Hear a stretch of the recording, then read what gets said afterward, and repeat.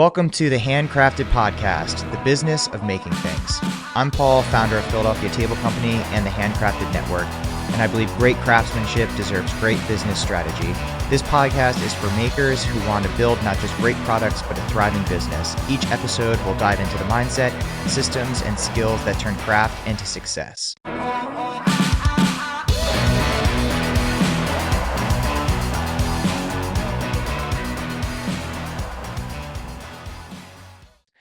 Today, we are going to talk about ads and advertising. This is a big, huge, hot button topic that I talk about often. As I said in the intro, I own the Handcrafted Network. It's an online community and classroom with makers and business owners.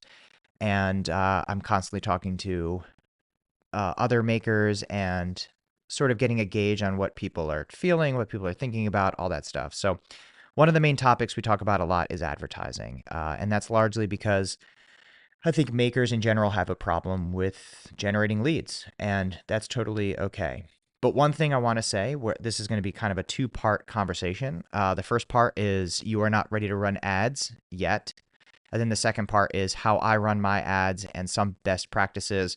We're going to dive in a little bit deeper into how to dive ads in later episodes. I also dive into a little bit more depth, a lot more depth actually, in the online community. So let's get started. First of all, I think for some of you guys, you may not be ready to run ads unless you are to a point. It's funny, I was talking to somebody earlier today about this, and it's like, unless you're able to put $2,000 into it, literally put $2,000 into a trash can and light it on fire, you are not ready to run ads. I grew my business for about 8 years, almost up to probably $750,000, $800,000 without running ads. I mean, marginal things here and there, which I'll talk about. But for the most part, did not run any sort of meta ads. And I'm thankful for that. And you know, the main reason I'm thankful for that is I learned how to close a deal. I learned how to speak to clients. I learned what clients are looking for without having to spend money trying to figure out what clients are looking for. And I learned how to communicate with them. If you're running ads and you're getting leads, but you don't really have your pitch down or how to talk to clients or how to close a deal or how to bring that forward, the ads aren't going to make sense for you. The people that I've seen that have really grown companies well into 7 figures and beyond have all done a strategy where they did not run ads for a long time. They were relying a lot on word of mouth, referrals, and just general grit and hustle. And once they understood how to sell the product, once they learned what they were selling, the ads were just fuel to the fire. So ads really should be fuel to the fire. It shouldn't be the first thing you do getting out of the gate. It shouldn't be what helps get the company moving and going. Yes, it can be helpful, but most of the time those sort of ad budgets need to be high enough that you can, compete with the big dogs, right? If you're doing furniture, you're out there competing with the West Elms, the Pottery Barns, Restoration Hardwares of the world, who have a heck of a lot more money than you. So you need to find a very strategic way to compete with them. And part of that is like knowing what your niche is, knowing what your corner of the market is, and knowing how to kind of get to those people and what you're offering that's different. And some of that stuff comes with business maturity. So you may not be entirely ready for that. If you're not ready for that, that's totally fine. I think the biggest part of that is making sure you're focusing on the branding.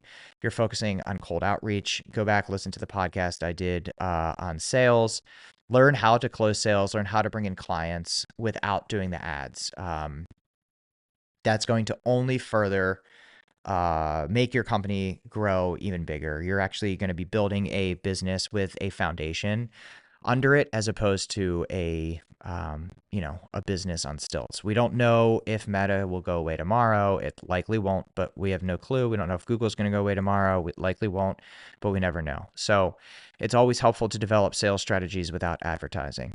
So for those of you who are ready to run ads, I'll talk to you a little bit about what I'm doing and how I'm running my ads now, and kind of go from there. Yeah. So only recently had I really started to do an actual focused meta ad campaign. So prior to this, what I was doing was I was running all sorts of awareness campaigns. So I was putting money into awareness of, again, this goes back to the luxury strategy and building a brand narrative, was spending money on video content, specifically a video that I recorded that talks about Philadelphia Table Company and why we do what we do. I also had a few images on Instagram that had done really well, that I would kind of boost the post on, and it would inevitably bring in traffic, which was really great. But at the end of the day, I'm had learned a lot about advertising since then and realized, hey, I'm not. You're kind of just kind of like burning money, if you will, because you don't really know what the return is on that. So diving into meta ads, the way the meta ads for Philadelphia Table Company are set up are are running ads on the front end, which then funnel into a form submission. So the form submission has budget listed. It has, you have to put your name, you have to put your email address, you have to put your phone number, you have to put your budget, you have to put your project, all that stuff. So I like asking the client for something. I like them having to put some effort in. If there's like no effort or there's no resistance, the quality of your lead is going to go down, because if they're not willing to meet you halfway to go there, it's going to be really challenging to close that deal, and it's likely it's not going to close. With that said, there is definitely success with people who kind of do just reach out. Sometimes people like to talk on the phone if they just pick up the phone and do a phone call, all that sort of stuff. But for me, with my business, I've just learned that the best people that I get are people who are willing to fill out this form. The thing I love about the form is I have a budget listed. So I already know that there's no cheapskates coming in. I already have that sort of pre-negotiated, if you will, to basically say, hey, to come into do anything at our company, you need to be able to afford X. We're not going to do anything cheap. We're not going to do anything, we may not be the right company for you. And that's totally cool. And that's one of the brand narratives that we share as well. It's kind of all over our website. There's a few things in the facts that are basically just like, hey, we might not be the company for you, and that's okay. The other part of the strategy too that I do is I run Google ads as well. I actually personally like Google ads. I like the mentality of what it does and the client that it attracts. So when you're running meta ads, a lot of times that your ad is being put up against a bunch of other competitors. And I really just want to be considered like a one of one. I want to have my own sort of category. But if you're running meta ads, it's going to be going to people for furniture world. It's going to be going to people who, are on Wayfair, who are on Crate and Barrel, who are on West Elm, all of that sort of stuff. So it's basically saying, hey, you're looking for furniture. Here are 10 options that we're just going to continually bombard you with. So if you don't know what your messaging is, if you don't know what your offer is, it's going to get completely lost in there. What I like about Google is those are people that are specifically already decided that they are not going to purchase at the box store. So they are already actively pursuing a business like yours or a business like mine.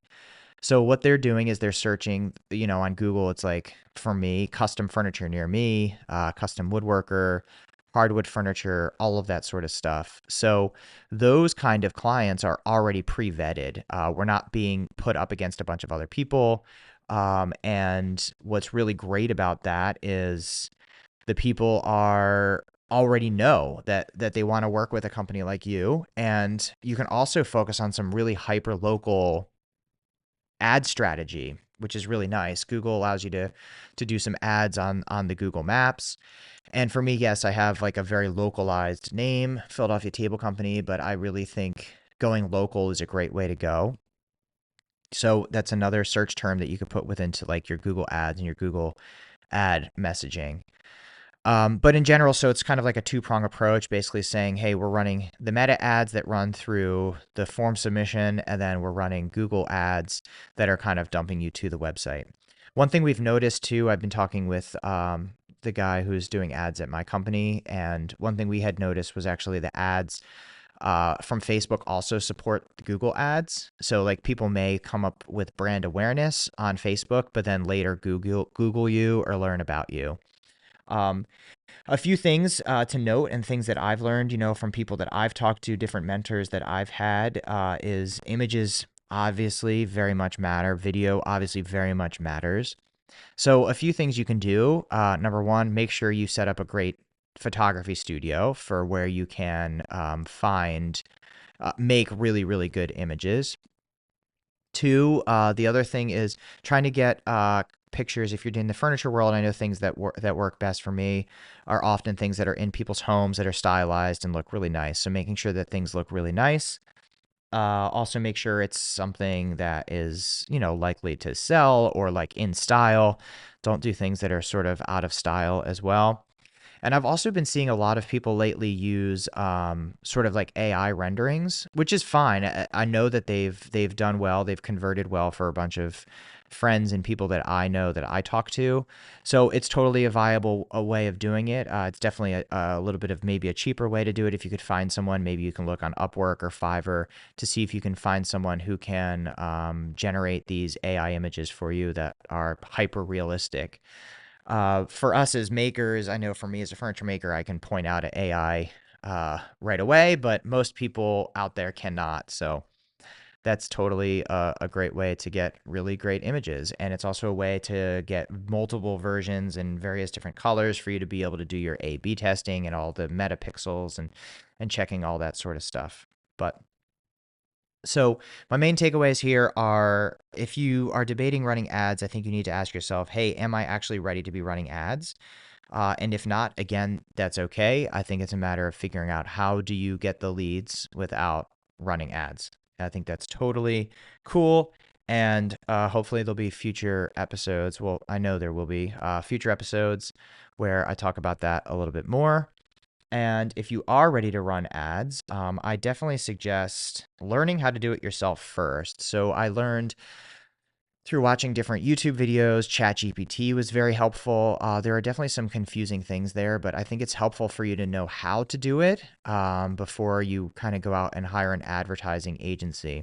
A lot of advertising agencies don't understand the ins and outs of custom, bespoke, made things. So I would definitely push them on that to see if they know how to advertise that. Because a lot of those advertising agencies are like e-commerce things. So like they know how to sell sneakers and all that sort of stuff. And a luxury furniture, a luxury made product is definitely different than running an e-commerce brand. So like, you're not selling deodorant, you're not selling sneakers, you're selling like handmade products.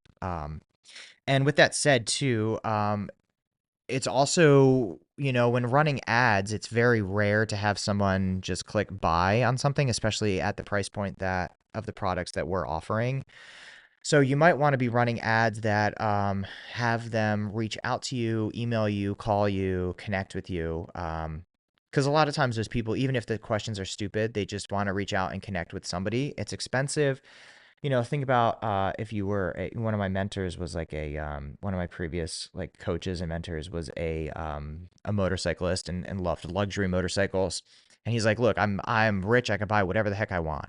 But if I'm going to buy something that I want, be it a luxury motorcycle, what I'm going to do is I'm going to go to the lot. I'm going to go sit on it. I'm going to feel it. I'm going to start it. I'm going to turn it on. I'm going to see it in person. He's like, it's very rare. He's like, and I have enough money to just click buy, but I still want to go see it and feel it because, it's still a decision that they're going to make. So same thing goes for custom furniture if that's what you're selling. For me, that's a big part of it. For a long time, I tried to push just please just buy this item on the website, but it just turned into more and more resistance. People wanted to talk to me, people wanted to message me, people wanted to email and all that sort of stuff. So I leaned into that, I embraced it, and that's all stuff that I learned before running ads. So I wasn't doing an ad campaign that was based on, hey, click buy, because you may end up burning a lot of money that way. The other thing too I've learned is it takes a long time for the ads to connect. We have kind of a long lead time in the furniture space. A lot of times people take, 2, 3, 4 months to really make a decision on that. And people start shopping for this stuff relatively early in the process. So what you're doing today, and this kind of goes for the business in general, I've learned is like what I'm doing today, I'm going to notice and feel 3 months from now. So keep that in mind. Wow, that was supposed to be like a wrap up and a summary of everything, but it ended up turning into a whole other topic. But anyways, with that said, advertising, it may be for you, it may not be for you. For some advertising specifics and also for further ways to build your business without running ads, I urge you to join the community. We talk about this stuff all the time, regularly, different modules and community and group calls, all that stuff. So I will catch you next time. Peace.